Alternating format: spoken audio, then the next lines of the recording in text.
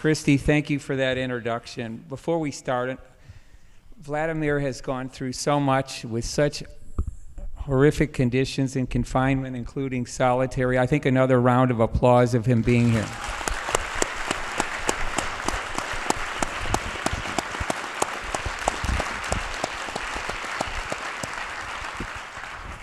So we have much to unpack, but let me throw out a few statistics just to get us going. 600,000, 211 billion, and 1.3 trillion. What do they represent? 600,000 Russian casualties, according to the Pentagon, 211 billion in war-related Russian expenditures as of only early 2024, and 1.3 trillion is estimated for economic losses projected to reach that number by the end of 2026. Yet despite all of this, commentators are saying that economic sanctions have had limited effect. It hasn't retarded some of the repression. Further, you have continuing expansionist tendencies. So that sets the scene for what we have. But let me start by actually asking Vladimir, if I could, to, you've been in captivity for over 2 years. Share with us a little what you're willing to in terms of what you went through, as well as the effects that this has in silencing someone who simply got a 25-year sentence for saying that there was actually a war going on. Thank you so much, Richard, and thank you to our host here at this wonderful center, and thank you to everyone who is with us here this evening. And Richard, before I answer your question, let me add one more statistic to the list that you gave. The number I'm going to give is 1,372. That is the publicly available known number of current political prisoners in Russia. The list kept by OVD Info, which is one of the leading human rights groups in our country today. And astonishingly, that is more than the whole of the Soviet Union had in terms of political prisoners in the mid-1980s. When the 1987 Vienna Conference on Security and Cooperation in Europe was going on, the Soviet government officially admitted to holding about 200 political prisoners. That was an underestimate. According to human rights groups, the number was actually about 700. This was towards the end of the Soviet period. Mind you, that's for the Soviet Union, so that's 15 countries put together. Today, only in Russia, 1,372. And having been inside the system, I can tell you that figure is nowhere near the reality. I've seen, in paddy wagons, on Stolypin trains, in transit prisons, everywhere I've been, I've seen people who are there because of a social media post, or because they stood up with a placard, or because they stood up with a white sheet of paper. We have cases like this too. And they're not on anybody's list. They're not on the radars of any human rights organizations. Their names are not, voiced at parliamentary hearings or conferences and so on. And while this number is horrific, on the one hand, I think it also is testimony to the fact that so many people in Russia disagree with this regime and this brutal war that Putin is waging on Ukraine, because those cases are meant to be brazen, they're meant to be demonstrative, they're meant to scare. Our sentences were made public. They were all shown on national television. And just to give you a scope of the sentences, Alexei Gorinov, who was the first person in Russia to have been arrested and put behind bars for opposing the war in Ukraine, he was an elected municipal councillor in downtown Moscow, an elected representative. He came to his council meeting, this was in March 2022, and he called for a minute of silence at the council meeting for Ukrainian kids killed by Russian bombs. He got 7 years in prison for that. Maria Ponomarenko is a journalist from Siberia, mother of 2 girls. She's currently serving a 6-year prison sentence in the Far East for 2 Facebook posts denouncing the war in Ukraine. Dmitry Ivanov, whom I actually met while I was in pre-trial detention in prison number 5, Vodnik in Moscow, is a young, talented mathematician. He was a student at Moscow State University. He was arrested on the day of his final exam before he could graduate. He got 8.5 years in prison for 4 Telegram posts, that's social media posts, talking about the Russian army's war crimes in Ukraine. And I could go on and on and on with this list. But these are the sentences, and they are being made public. And so for every person who is behind bars, there are thousands who think the same, but just, you know, I don't think in any society you would find a lot of people who will be willing to spend 7 years in prison just for speaking out their mind. But the fact that there are so many, you know, I think back to 1968, when the Soviet Union invaded Czechoslovakia to crush the Prague Spring. And Soviet propaganda went to great length to sort of create an image of total unanimity. You know, all over the Soviet Union there were meetings held at academic institutes and factories and trade unions and workers' collectives and whatever, you know, passing unanimous resolutions of approval. And Soviet newspapers reported that support for that invasion was unanimous. And then one afternoon that August, 7 people came out onto Red Square in Moscow in a silent demonstration of protest, the famous 7. Now, they weren't there within 5 minutes. They were beaten, arrested, and herded away almost immediately, and they also got sentences either in prison or internal exile, or worst of all, so-called special psychiatric treatment, which was the worst that was awaiting Soviet dissidents. But after what they did, after that gesture, no one could say that there was unanimous support in the Soviet Union for the invasion of Czechoslovakia. And in the same days, in August 1968, Literárny listy, a Prague journal, wrote that there are now at least 7 reasons for which we'll never be able to hate the Russian people. Today there are thousands, thousands and thousands. If you look only at the dry statistics of police detentions in Russia since Putin's full-scale invasion in February 2022, you will see thousands and thousands of cases all over the country, and hardly a day goes by without another anti-war protest. But much of the world, as I'm realizing now, being 6 months out of prison, much of the world is not seeing that. And a lot of people, including people in the West, fall for this Kremlin propaganda narrative that all Russians support the war, that all Russians support the invasion. That is a lie. And I believe those people who repeat that in the West, maybe not always consciously, but they actually play along with Putin's propaganda machine because that's what you want you to believe. But to your question, well, Richard started with statistics. I couldn't help but give my own. I don't know what can be said. I mean, so much can be said that we're going to spend a whole evening here, but I would just draw up on one point that you raised in your introduction, the solitary confinement. As a lawyer, you know very well that according to international law, the United Nations rules on the treatment of prisoners, solitary confinement for more than 15 days is officially considered a form of torture. And I had known about this rule for a long time because I've been involved in advocacy on behalf of political prisoners for many years. But I never understood it because, you know, without this experience, you look at this rule and you think, well, what's torturous about it? Sure, you know, surely it's better to be alone than to sit in a room full of criminals, right? You can read, you can write, you can do whatever you want.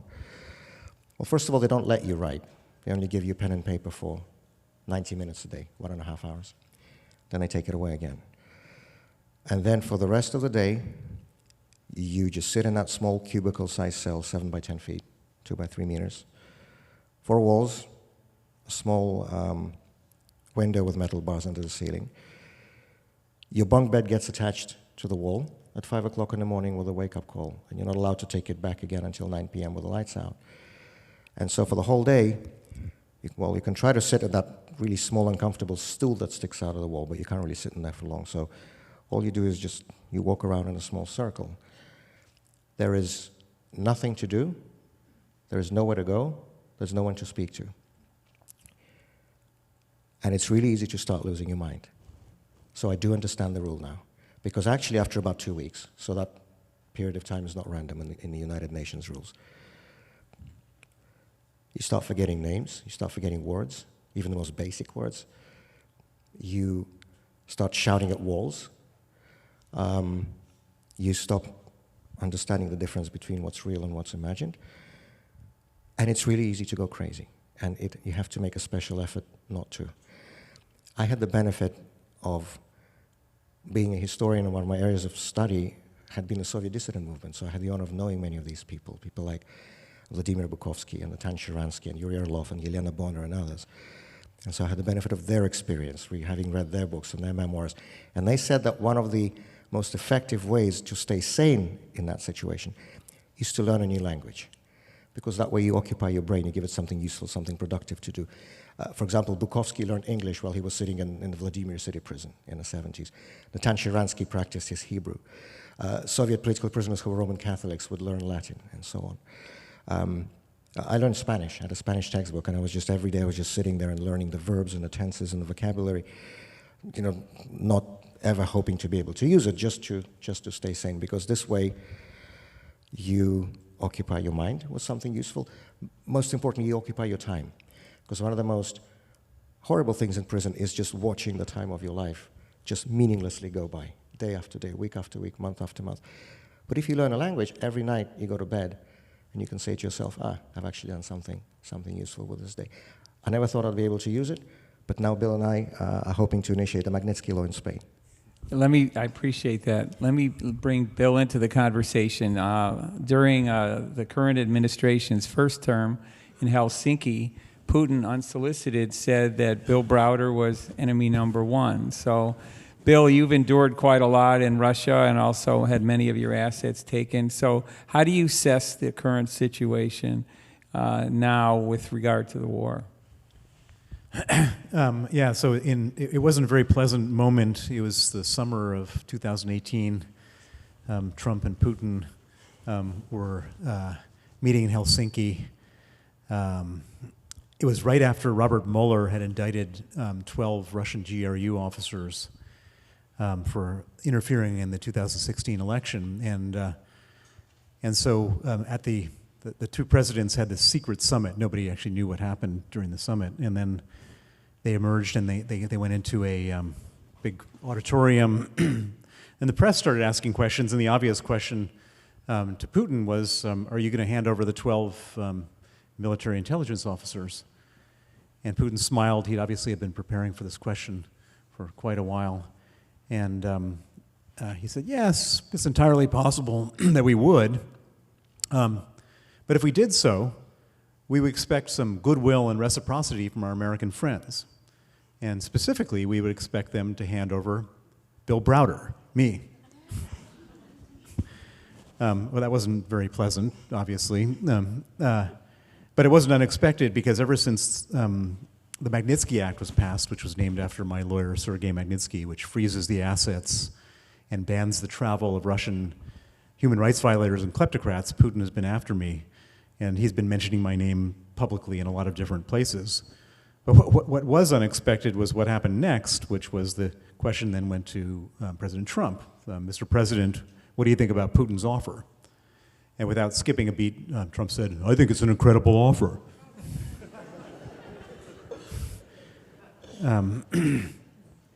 A few days later, the Senate voted 98-0 not to hand me over, and so I was okay. But the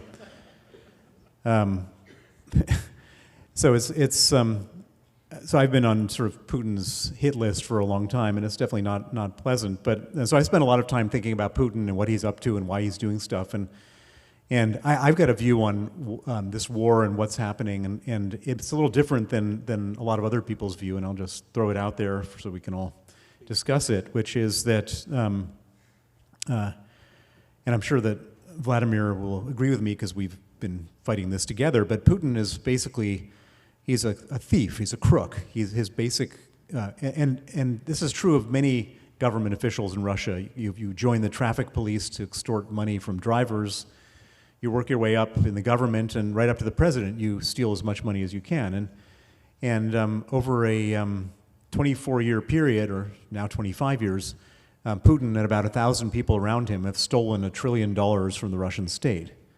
This is money that should have been spent on hospitals and schools and roads. Instead, it was spent on private jets and yachts and Swiss bank accounts. And you could do this in smaller amounts for less period of time, but if you do this for 25 years, for $1 trillion, the Russian people are eventually going to get mad at you. And it's kind of like Putin has spread gasoline all over the floor of Russia, and we're just waiting for a match.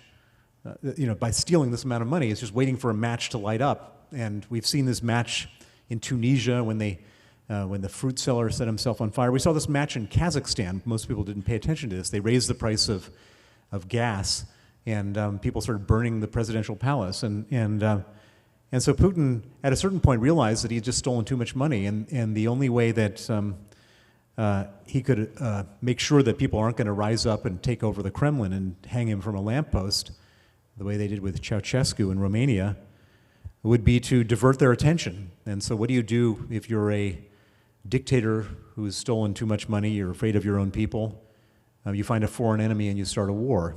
And that's what this war in Ukraine is about. This is not about NATO enlargement. It's not about Putin's designs on territory in Ukraine. This is about a little man who's stolen too much money, and he understands that if the Russian people come for him, they're going to kill him. And it's Machiavelli 101. That's why he's in Ukraine. And so this idea that somehow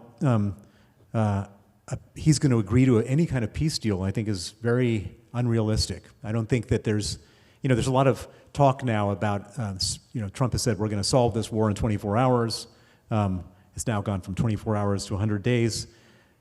They've put out the contours of a peace plan. There's going to be, here's the line of where the war is going to stop, and here, no more NATO, and here's where the peacekeepers are going to be, which, for some people, that's a decent compromise, not for me, but for some people.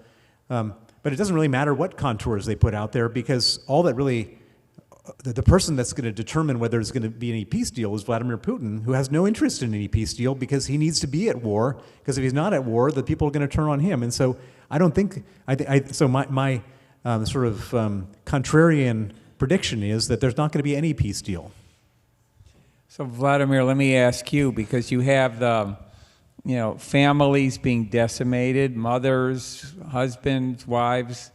You have the military suffering great losses. You just read in the paper the other day how the North Koreans are no longer on the front lines, that even their leader decided to pull them back.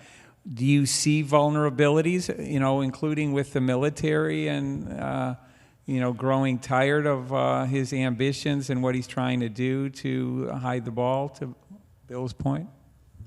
Well, I think the key to everything here is information. Because, I'll start with a small story. When I was first arrested, this was still in Moscow in pretrial detention, I was put in a cell with 6 people. And by sort of unwritten instruction in the Russian prison system, you're not supposed to hold political prisoners together. So I was the only political there, and the rest were, there for drug offenses or some economic crimes or whatever. And this was just an average cross-section of people, you'd find on the street in Moscow. And so when I was in that cell, the other 5 thought of the war in Ukraine what they were told to think of the war in Ukraine by Putin's state television. And I had to be a little patient and, explain and talk and reason and argue again and point to the facts. And after about 3 or 4 weeks, everybody in that cell thought about the war in Ukraine the same as I did. Not because I said anything genius or brilliant, I did not. I just gave people the facts. And this is the basic point. People in Russia are no better, but also no worse than people in any other country. Most people in Russia are normal people. Any normal person would prefer peace over war. Any normal person would be horrified at the thought of civilians and children being killed and hospitals and schools being bombed. But however astonishing this may sound to people who live in a free country in the 21st century, a large part of the Russian population has no idea that this is all going on. Because at the same time as he launched the full-scale invasion of Ukraine in February 2022, Putin shut down what remained, and it wasn't much anyway, but what remained of independent media in Russia. And his government imposed a total internet censorship blockade.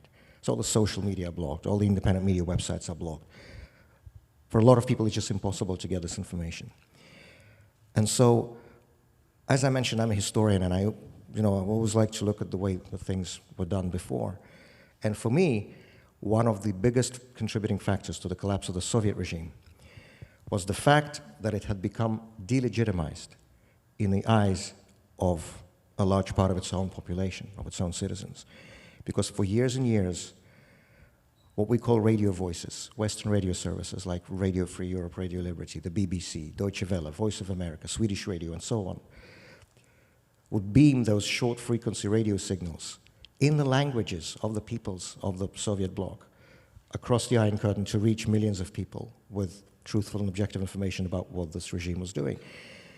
There was an internal KGB report that was declassified in the early 1990s under President Yeltsin, and it showed that according to KGB estimates, up to 15%, 1/5, of the adult population of the Soviet Union, that's about 30 million people, were regular, meaning daily or weekly listeners of these foreign radio broadcasts. And as Vladimir Bukovsky wrote, those teenagers who were listening to these radio voices in the 1970s were the 30-somethings who went to die at the barricades by the Moscow White House in August 1991 during the Democratic Revolution. There's a direct correlation. It's not, unfortunately, it's not quick, it's not immediate, but it's there. And this is what should be done now.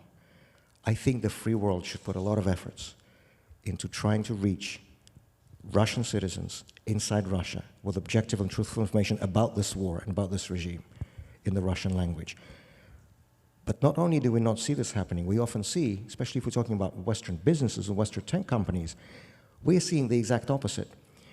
Just yesterday, we had an op-ed in the Washington Post by Yulia Navalnaya, Ilya Yashin, and me, drawing attention to the way, for example, that Apple, a very important American tech company, behaves itself in Russia. And what it does is that not only is it not helping, for that truthful information to get to Russian citizens, to its Apple users in Russia, it's actually aiding and abetting very actively and very energetically Putin's dictatorship in suppressing that information. Because over the past couple of months, Apple has voluntarily, at the request of the Russian government, removed more than 100 VPN services from its Russian App Store. Those are services that allow you to go around the internet blockages. They have removed the apps belonging to major independent media organizations like The Insider, the BBC, Echo of Moscow, RFERL. These are US media outlets. They removed them too, just because Putin asked them. And I think it's completely unacceptable when Western companies are actively helping dictators to suppress information to hide it from their own people. Knowledge is power, and they're enabling it. There's no question. Our time is short, so let me turn to an issue of sanctions. You have the Magnitsky sanctions that the two of you in particular, Bill, both of you pioneered. Beyond that, there have been other things our government and otherwise has done. We have in the audience the distinguished chess icon and global activist Garry Kasparov and Uriel Epstein, who run the Renew Democracy Initiative that pioneered with you the effort to get billions in Russian sovereign assets to fund the war effort and reparations. That has only had limited effect because it was mostly interest. And the numbers may vary, whether it's 300 million. We know that over 190 billion is parked right now in a Belgian bank. The question is, given it's unlikely the Trump administration is going to fund the Ukrainian war effort, how do you view that, Bill, as a step that might be taken to help the Ukrainians persevere? So when the war started, one of the most interesting things that happened from my perspective from the Western fight back was the United States, together with the EU, UK, Canada, Australia, Switzerland, froze $300 billion of Russian central bank reserves. So Putin thought he was very rich when he started this war. He had $650 billion in central bank reserves. That was his war chest. And he never, in his most pessimistic dreams, thought that the West, and in particular the European Union, would freeze that money. So within a week, that money was frozen, which I think was a very powerful sanction. And then we saw this unbelievable, murderous invasion and more bombs and destruction and terrible stuff. And it became obvious to me very quickly that money shouldn't just be frozen. That money should be confiscated. And so, as you mentioned, Garry Kasparov and myself and Vladimir and various other people started to talk about confiscating that money. And at first, the conversation was very, nobody wanted to hear it. It seemed like a terrible idea. And one of the main reasons people didn't want to hear it was they thought the war was going to end very quickly. People thought that the war would be over where either Putin would win or it would somehow there'd be a ceasefire or something would happen. And here we are 3 years into the war, and a lot of countries, a lot of people in a lot of countries are saying, well, wait a second, do we have to keep on funding this thing? And the answer is, if we don't fund it, if we don't fund the Ukrainians, then the Russians will win. And if the Russians win, then the Russians will move on other countries, Estonia, Latvia, Lithuania, Poland. There'll be tens of millions of refugees from all those countries fleeing to Western Europe. There'll be all sorts of problems. So we have to continue to fund the war. Trump, in his campaign and various of his proxies were, saying that we shouldn't fund it anymore. And so there's this easy solution, which is to confiscate the money. So confiscate the money, the $300 billion, which would give the Ukrainians a runway of 3 or 4 years to fight back. I think within that 3 or 4 years, I think Russia would finally collapse under its own weight, and let Putin pay for the defense of Ukraine. And I think that Trump has only been in power for a couple weeks, but I think that this would appeal to him very much. That if he's got to continue to fund the war, let Putin pay for it. That this sort of solves his problem. And so I think the probability of this money being confiscated has probably increased a lot in recent days, and we'll see what happens. But that's one of the main things that I'm working on to try to help the Ukrainians. Well, certainly an important effort. So Vladimir, beyond what you've already said about information is power and getting the word out, what else can the West do? We have in the audience at least one distinguished faculty member from the Harriman Institute at Columbia who, asked me the question, what can activists around the world do to help Russians learn more beyond what you've described? What other steps can we take? In Lewis Carroll's Alice's Adventures in Wonderland, there's a moment when Alice asks the Cheshire Cat which way she should turn. And the Cheshire Cat responds, well, that very much depends on where you want to get to. And I think that's the key question that the free world, the Western world, has to ask itself. I think it's very important for democratic nations to understand, and many of them do. I've had many conversations since being out of prison with heads of state and government in countries on both sides of the Atlantic, and that was always a part of this conversation. There is this understanding in many policymaking circles that if we're really serious about securing long-term peace, stability, security on the European continent, if we are really serious about securing Ukraine's borders, if we're really serious about securing peace in Europe, the only way that's ever going to happen is with a democratic Russia. There is no other way. As long as there is an authoritarian regime in the Kremlin that tramples on the rights and freedoms of its own people, it will always violate the civilized norms of international behavior. Those two go together. A regime that doesn't respect its own citizens is not going to abide by the rules of international law. And so the only way, to use the Cheshire Cat's words, we have to know where we want to get to. And instead of, and again, I've sort of, in these last few months, I've been catching up on 2.5 years' worth of information vacuum. And I was sort of shocked to hear in some quarters, this is in no way, don't get me wrong, this is in no way the dominant narrative, but that in some quarters, in some European Union countries, for example, you do sometimes hear these arguments that, oh, these Russians, they're all genetic slaves, that they can't do democracy and all whatever other nonsense. And people say, let's just encircle them with a wall, with a fence, with a moat of crocodiles, I don't know what. Well, nothing could be more damaging and counterproductive than this. And if we're really serious about having that Europe whole, free, and at peace, as the phrase goes, this has been the goal of Western policymakers for generations. If we're really serious about that goal, the only way we're going to get there is with a peaceful and democratic Russia. And so, in order to go there, we need to know where we want to get to. And sometimes the most important thing is words and the messaging. And I think there should be a way for democratic countries to message those millions of people inside of Russia who are against Putin, who are against the war, who want to see Russia become a normal democratic country, messaging them to say that this fight is not with the Russian people, this fight is with Putin's murderous regime, and that there's a difference because sometimes people neglect that difference, and it's a big one. And the message should be that life for Russian citizens will be better without Putin and after Putin than it is today. And I think that will go a long way. Well said. It's also true there are a lot of people watching the Indeed. There are a lot of people watching the Cheshire Cat, including China or otherwise. And so there's a lot at stake, and what Ukraine is doing is going to affect others. So let's touch on for a minute a question that came up with regard to in 1823, the Monroe Doctrine went into effect. And more recently, it's been suggested by Mike Waltz, the National Security Advisor.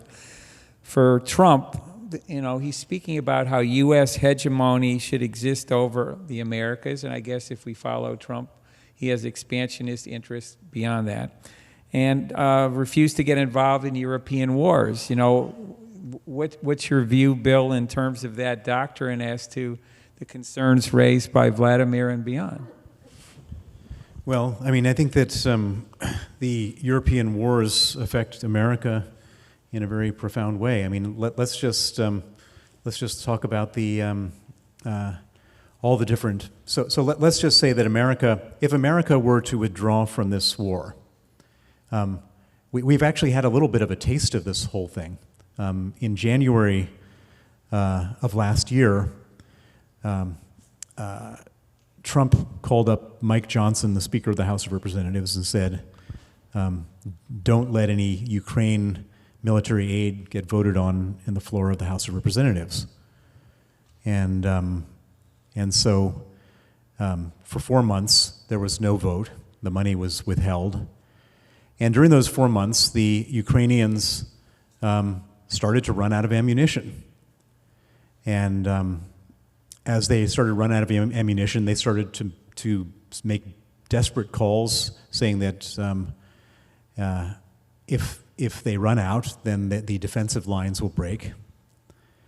And it's hard to say who is exactly responsible. I've heard different people tell me they were responsible, but at the time, David Cameron was the UK Foreign Secretary, and he met with Trump, and he, according to him, convinced Trump to let the money go through. Trump made the call to Mike Johnson. The vote was called. The Ukrainians got the money, and they were able to fortify their lines, and the Russians didn't break through. If we were to stop funding military aid to Ukraine, then what would happen is that the same thing, but the Russians would break through. When the Russians break through, what do? They occupy Ukrainian territory. What do the Russians do when they occupy Ukrainian territory? Well, we've seen examples of this because they did. They occupied Bucha and Irpin. If you remember those horrible images after they were expelled, we discovered that all the women in those towns were raped. The men were tortured, tied with their hands behind their back and shot in the back and then buried in shallow graves, and the children were kidnapped. So that's what would happen to the people that get occupied. And what happens to the people who aren't yet occupied? Well, they say, I don't want to get occupied, and I'm going to leave. And so you end up with 15 million refugees fanning across Europe. Europe can't handle those refugees. And then what happens when Russia has gotten their claws into Ukraine? Then they start to say, well, let's see if this whole NATO thing is real, and let's have a go at Estonia, a member of NATO. And at this point, then there's a debate in the United States. President Trump has said he's not a big fan of NATO, and is he ready to go to war with Russia? He's a guy who says he doesn't like foreign wars. Is he ready to go to war with Russia over a country of 1 million people that probably most Americans couldn't find on a map? Probably no. And so if America's not involved in NATO, is Europe going to go to war with Russia? Probably no. So Putin then gets Estonia, then he gets Latvia, then he gets Lithuania, then maybe he makes a move on Poland. And at some point in this process, America does get sucked into this war, but it's no longer a war that that the Ukrainians are fighting against the Russians. This is a war that everyone's going to be fighting against everyone. And so I think we have a very strong national interest in continuing to support Ukraine. You know, it's interesting to note in Putin's final address at the end of last year, he spoke about the year of the defender of the motherland, but his conspicuous omission in this was he wasn't even stating the country he was fighting or why, to your point earlier. You know, there have been a number of questions here. I'm going to intermix them in with my own questions on, even though you don't think Putin wants a resolution of this, Vladimir first and maybe Bill add on, if there is to be some negotiated settlement, what would it look like? Obviously, Russia would keep Crimea. I assume there's no clear path for Ukraine into NATO. How do you see this as playing out if not in 24 hours, Trump has his desire to follow through on this? I want to draw attention on something that happened last week. There's something really rare that we almost never see in these last 3 years. There was a public appeal signed jointly by Ukrainian and Russian human rights organizations, human rights NGOs, most prominently the Center for Civil Liberties in Ukraine, Center Громадянских Свобод, and Memorial, the leading, most respected human rights organization in Russia. They were actually both the co-winners of the 2022 Nobel Peace Prize. And in this initiative, they launched a campaign that's called People First. And it has everything to do with the peace settlement or post-war settlement or ceasefire settlement, whatever it's going to be called, that you're asking about. There are thousands of Ukrainian prisoners of war currently in Russian captivity. There are perhaps tens of thousands of Ukrainian civilian hostages in Russian captivity, which is a term, as you know well as a lawyer, that's not provided for in any legal documents, not in the Hague Convention, not in the Geneva Convention, not in the additional protocol, nothing. It's not even supposed to exist, but it does. And there are tens of thousands of people, Ukrainian citizens, who are forcibly held by Putin's state in prisons and detention centers in horrendous conditions. There are Ukrainian kids, children, who are forcibly have been kidnapped from Ukrainian territory. That was the subject of the ICC warrant against Putin, and that are still being held by the Russian authorities illegally. And then there are Russian political prisoners, many of whom are behind bars because they have publicly spoken out against this war in Ukraine. And so the purpose of that campaign, launched jointly by Ukrainian and Russian human rights organizations, is to make sure that any peace settlement, ceasefire settlement, post-war settlement, whatever it's going to be called, includes a clause on the liberation of all of these people, all Ukrainian POWs, all Ukrainian civilian hostages, including children, and all Russian political prisoners who are in prison because they've opposed this war. And to me, this is also the most important aspect of any such agreement. And I think it is not only the legal, but the moral obligation of Western democratic countries to insist that this clause is included and implemented. Bill, let me ask you, there's a question that I was going to pose, but also one from the audience. Put on your stargazing hat. When and how do you see Putin being dislodged? You don't need to do it by the minute, just rough. I'm going to dislodge him in 24 hours. I mean, I think there's only one scenario that I can envisage that would actually work, which is that if the Ukrainians are given the tools, the military aid to expel Russian troops from their territory, and it works, and I think I don't think it's an impossibility. Everybody sort of underestimates the Ukrainians. They say they don't have nearly as many soldiers as the Russians. They don't have the resources. But we saw what the Ukrainians were able to do. The war that was supposed to be won in 3 days by the Russians is still 3 years into it. I think if you give the Ukrainians the tools, triple what we gave them before, let them use the American missiles to fire into Russian territory, to destroy Russian military bases, all the things that they've been asking for, and they succeed in pushing Russian soldiers out of their territory, I think the Russian people are going to say, well, why did we lose 1 million young men? Why did we? I think those numbers you quoted at the very beginning are gross underestimates of how much. I'm sure that's true. Why did we spend $1 trillion on this war? Why did, for what? And I think at that point, the Russian people, it's easy to put all stuff, propaganda on TV, but everybody can see for their own eyes that it's not working. And when it starts to become, when the king's not wearing any clothes, I think that's the moment that Putin gets dislodged.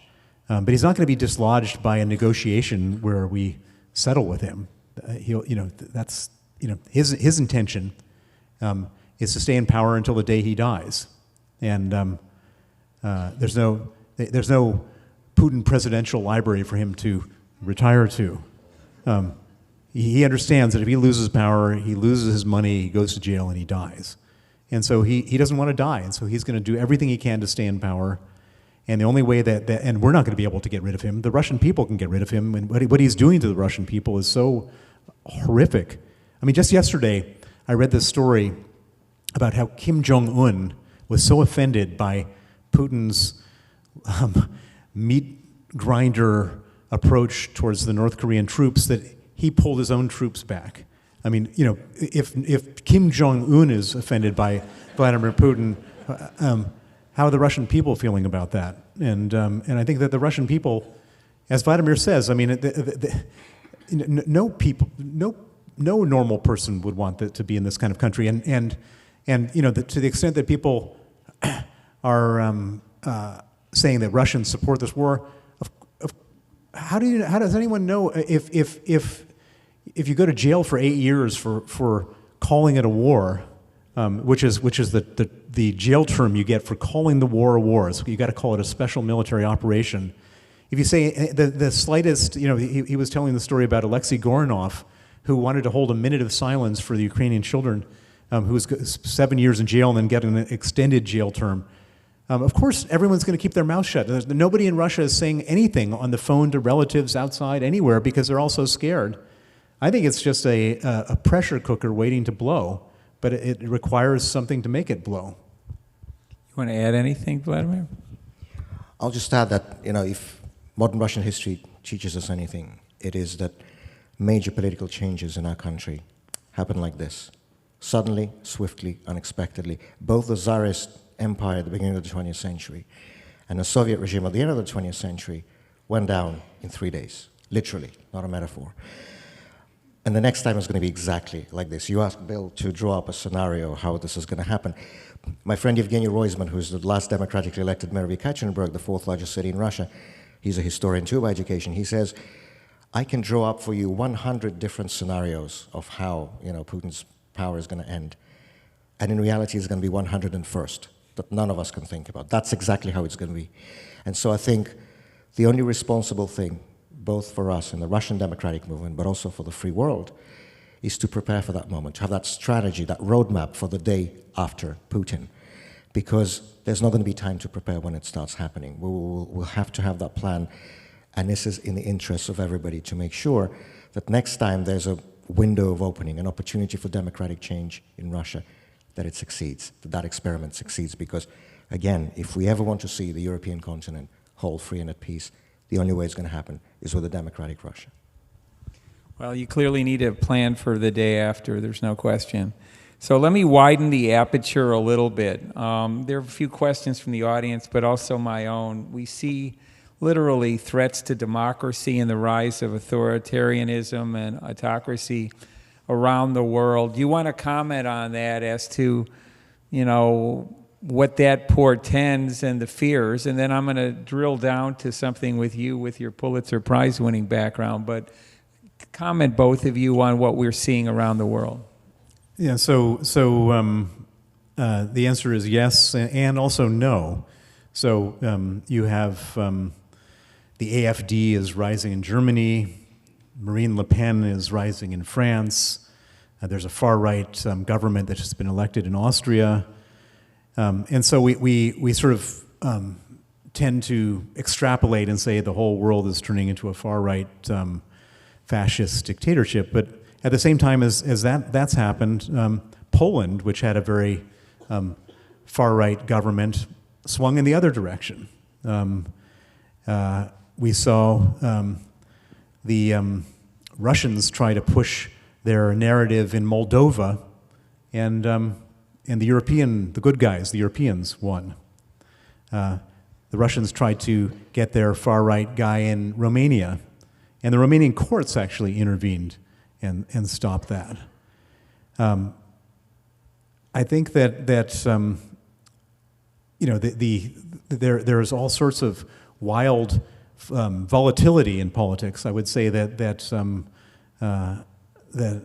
with inflation, with standard of living going down, it creates all sorts of opportunities for populists and demagogues. But at the same time, a lot of people just want to have normal lives, and I think that we can't be too pessimistic about this. It's different places at different times, and I don't want to generalize and say that everybody is going in the wrong direction, because I don't think that that's the case. Vladimir, let me switch it a little, but related. You're a Pulitzer Prize-winning journalist as well. So speak a little about the chilling of the press around the world, and one of the audience questions even says whether parallels ought to be drawn to some of the things going on in this country we're currently sitting in.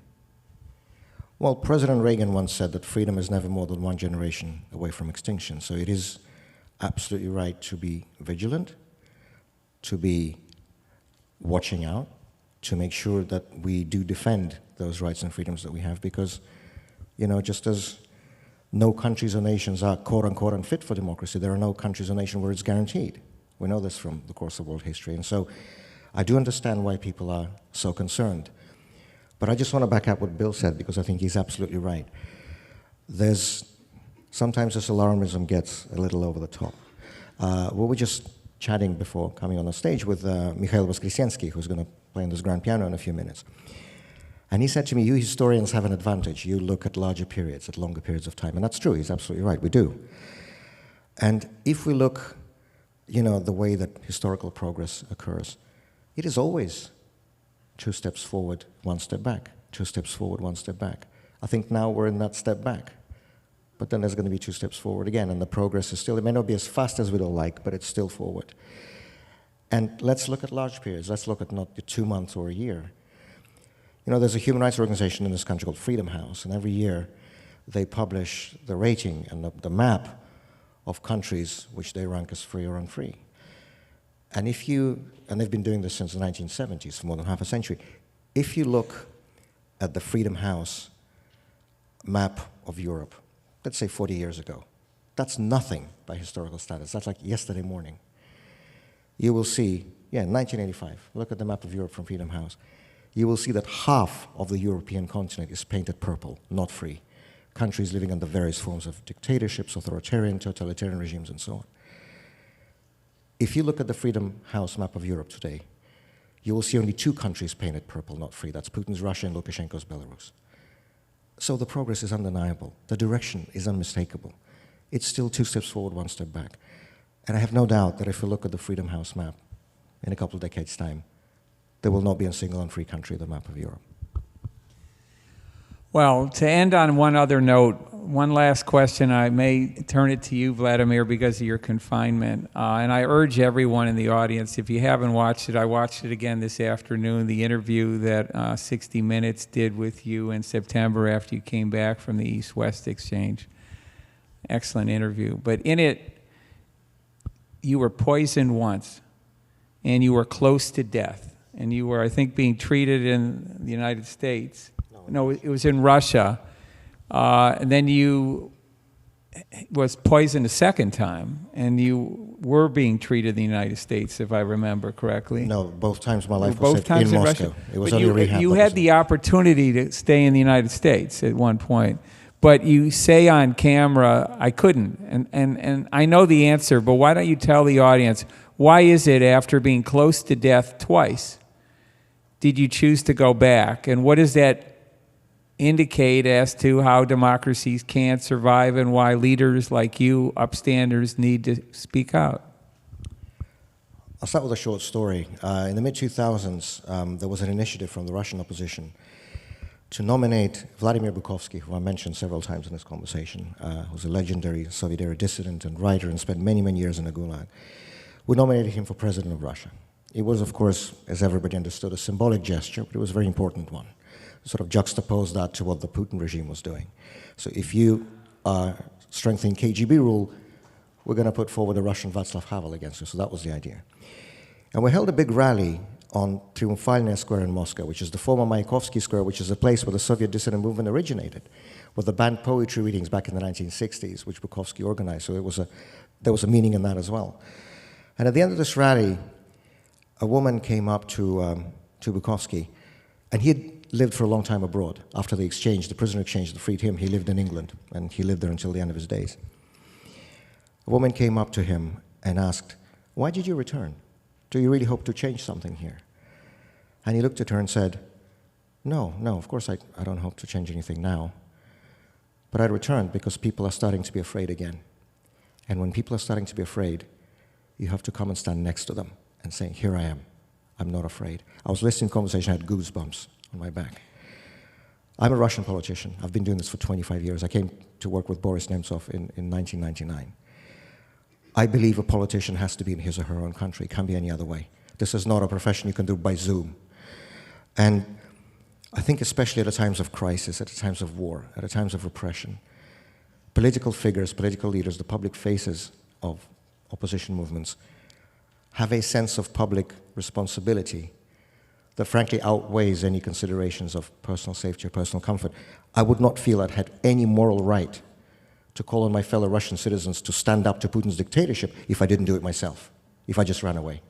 That was never a question that crossed my mind. And so yes, I did not leave after the poisonings, I did not leave after the full-scale invasion of Ukraine, because I think a politician has to be in their own country. And when we were expelled, nobody asked our opinion. They just put us on the plane like cattle and kicked us out. And when our plane was taking off at Vnukovo 2, which is the government terminal southwest of Moscow, the FSB officer was sitting next to me. We all had our personal FSB escort from the Alpha Group. This is a special elite unit of the FSB. As the plane was taking off, he turned to me and said, "Look out the window. This is the last time you're seeing your homeland." And I just laughed in this guy's face and I said, "Look, man, I'm a historian. I don't only think, I don't only believe, I know that I will be back in my home country of Russia, and that's going to be much quicker than you can ever imagine." Well, on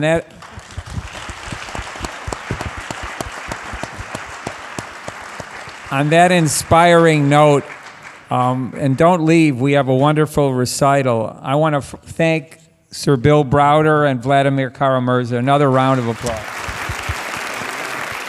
Bill.